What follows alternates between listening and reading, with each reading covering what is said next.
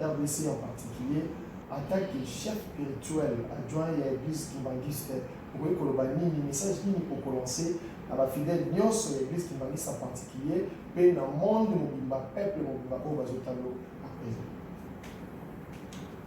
Je pense que la pandémie, il y a un coronavirus, il a attaqué, affecté donc il est mouvement, et il n'y a pas touché au plus profond, il y a un biseau, il y a la kibomoto na biso, il y a la nenge tozalelaka, na nenge mikili, topé, mokili tambolelaka, et touché par secteur nyonso. Biso nyonso tozali kolanda, tozali koyoka évolution ndenge ezali kosala, ndenge ezokotela bato, ndenge ezoboma bato. Donc, recommandation oyo biso topesi na bandimi na bato baza bandimité, tolobi d'abord que tolanda toyoka ndenge bato batambusaka biso bazali kopesa biso comme information. Soki balobi na biso tosukola maboko,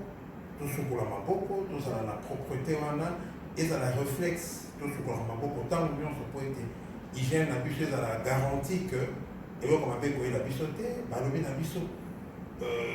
distanciation sociale ndenge bazali kobenga yango. Donc kozala mwa mosika ya moninga soki ozali kosolola babi minimum c'est 1 mètre. Togarder distanciation sociale wana po ete totalana na mwa mosika, tosolola na mwa mosika mpona koevite contamination. Babi soki moto ozali omimoni kozali na mpasi ozali kokosola, babi kokosola so ndenge tokosola karate otie loboko kokosola apres opesi motu mbote te, babi kosola entre coude na yo po permettre virus et s'arrêter. Balobi na biso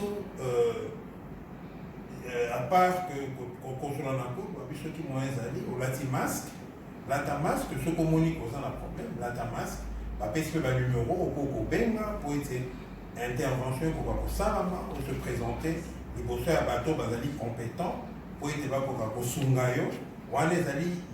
devoir to mpe ezali barecommandation oyo esalami na ntina ya bonzoto po ete toprotege bonzoto na biso, toprotege baninga, toempêcher que le virus ne se répande.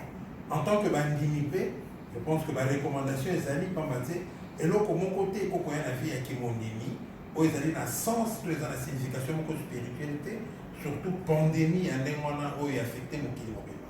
Yango tolobi na bandimi eloko ya liboso oyo ifo tozala na yango ezali tolongola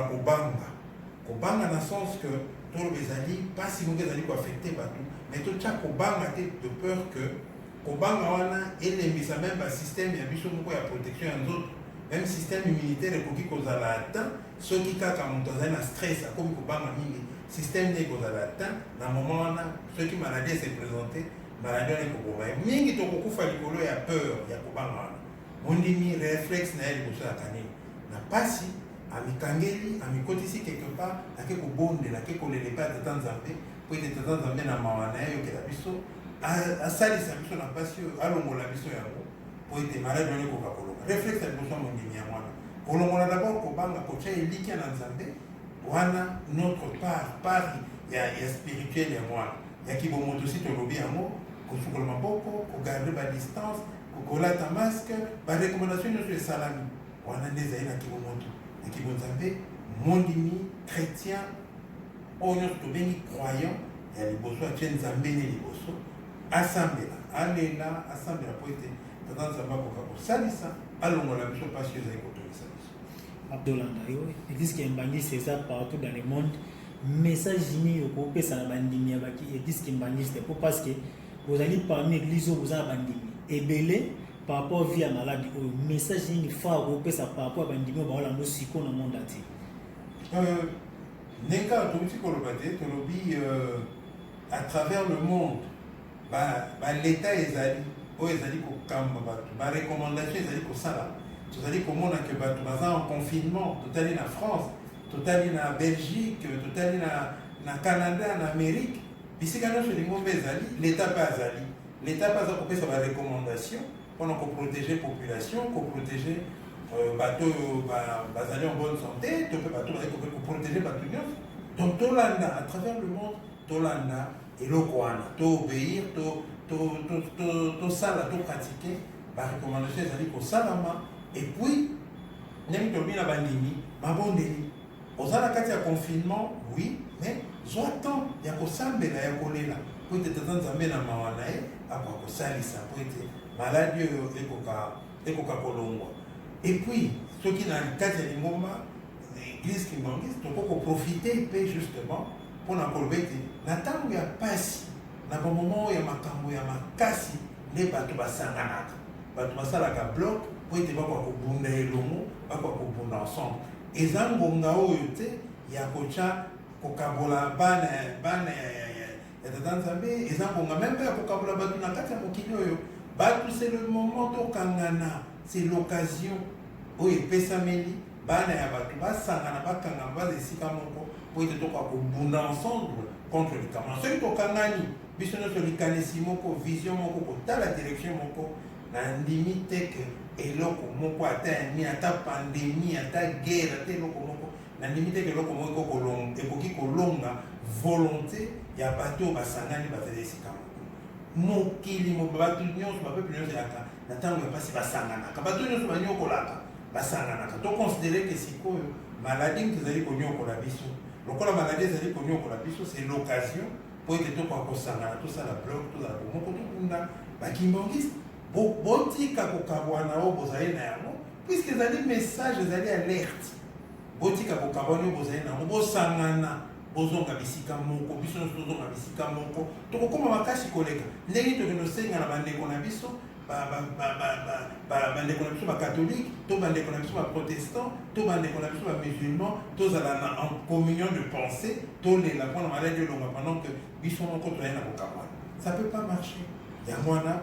bana ya place mokimbango c'est l'occasion opportunité oyo ezali signal oyo bazali kopesa biso po ete toloba ete oui papa limbisa biso tokende osenga bolimbisi ndenge nini balongola biso pasi oyo balobi no même soki oke koprésente ozokende kopesa likabo mpe ya tata nzambe balobi no avant ya komona nzambe bongisana na ndeko na yo sikoyo biso tokokepa nzambe kosenga kolela akoyoka biso ndenge nini soki na nsima na biso toza na bacasserole banzungu oyo ezokolela makasi nganganganganga pendant que toza na bacasserole wana tokeluka nzambe akoyoka biso te yango wana soki ezali occasion ezali chance ezali opportunité tata nzambe apesi po ete bana nzambe basanga tolingi ete ezala bakimbangiste bozonga bomoko bakatholike bozala bloc baprotestant tozala bloc mangomba nyonso tozala bloc tosangana entre biso bacommunauté ezali ya kokabwana toyokana bagroupe de prière oyo koswana ekomi référence kofingana ekomi référence bagroupe bosangana c'est le moment parce que soki bandimi nyonso bakufi okozala paster ya nini tosangana biso nyonso tosala bloc tozonga bomoko tolela nzela moko wana libondeli na biso ekokoma makelele epai ya tata nzambe kotungisa wana yango te kopermettre na nzambe na biso aréagir soki tokomi capable ya koeleve mingongo na biso makasi biso nyonso en même moment likanisi moko vision moko tosengi toleli na bisika na tata akoyoka biso soki tokeya en ordre dispersé eba bamoro oyo bakonye kolela bakonye kokufa bafamille kokufa nga motuna na ngai biso bandimi biso bakretien biso tondimelaka nzambe tolingi bato combien bakufa po ete tozwa conscience que mokili ezali kotala biso etie eliki epai ya biso bato tosambelaka tolingi combien de morts 10 000 morts 100 000 morts 1 million de morts mpona tozwa conscience wana je pense qu'il y a déjà assez de morts bato baleli bazali kokufa lokola banyama bakufi déjà ebele po ete conscience wana ekoka kosala to se reprendre en main toloba ete tosangana tozala bloc kobanda biso moko bakimbangisi nakokende te baninga te bakrisana soki nga moko nasangani te na ndeko na ngai biso moko bakimbangisi tosangana bandeko ya groupe de prière bosangana bozala monoko moko bakatholike tozala monoko moko baprotestant tozala monoko moko bandimi nyonso tozala monoko moko toloba toprendre langue ensemble vision moko message moko tolela ensemble pa tata nzambe na ndimi te kakokangela biso motema. Une toute question par rapport à la pandémie oyo tozosubir lelo tozongi un peu na casquette ataki mosala na nzambe koko na bino papa Simon Kimbangu ondelia kofenzanga loko. Effectivement na maloba oyo batikela biso toyebi que papa alobaki alakaki biso makambo ebele comme indépendance ya Congo, comme départ ya colonisateur, comme Mamangombe comme ebélé, comme multiple, comme Mokile Koningana, à laquelle il est président, il y a moins de États-Unis. Makamane c'est Salamaki et il nous avait parlé d'un bouleversement Oyo et cause à la mondiale. Et parmi les bouleversements Oyo et Zali mondial, tout ça n'a dit bon délire, tout ça na Lingomba, et Zali autre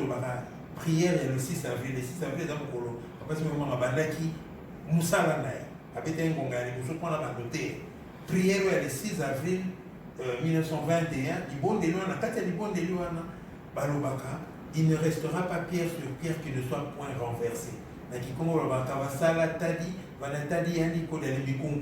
Donc, les bangas mon côté,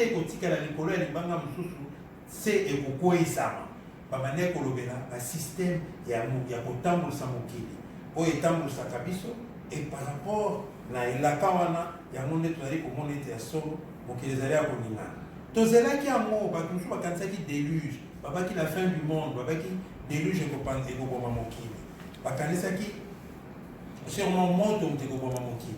Mais les lots, tant que Baseline Zambé n'a plus pas de été. Avec Albaki qui a beaucoup qui n'a pas été,